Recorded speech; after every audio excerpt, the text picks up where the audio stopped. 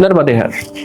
भारत की शास्त्र परंपरा में, भारत की ज्ञान परंपरा में और भारत की दार्शनिक परंपरा में एक नाम सदैव हम सब के बीच आता रहा, जिन्हें ऋषि गौतम कहते हैं।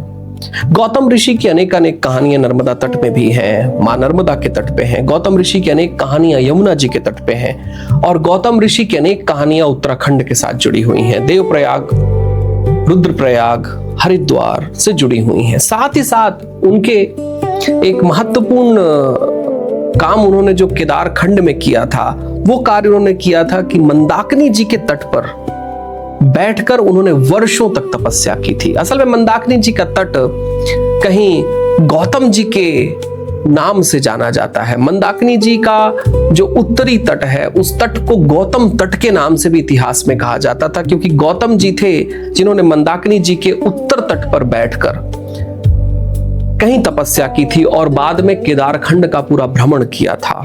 गौतम ऋषि की एक और बड़ी खासियत रही है कि गौतम ऋषि ने जीवन में तपस्या के जब भी उल्लेख किए हैं, उन्होंने दर्शन और धर्म के उल्लेख किए। धर्म शास्त्र की जितनी बड़ी ऋचाएं हैं, उन ऋचाओं का योगदान कहीं गौतम ऋषि से हुआ है। तो जब आप गौरीकुंड से ऊपर चढ़ना शुरू करते हैं और कहीं आप जब केदारनाथ जी की यात्रा करते हैं, जब आप कहीं उत्तराखंड की यात्रा करते हैं, तो ध्यान रखिएगा मंदाकिनी जी का तट आपको दिखाई दे, उत्तर तट में रुकिएगा, प्रणाम करिएगा और उत्तर तट में ऋषि गौतम को प्रणाम करिएगा, जिनकी तपोभूमि मंदाकिनी जी के तट रहे हैं। नर्मदे हर।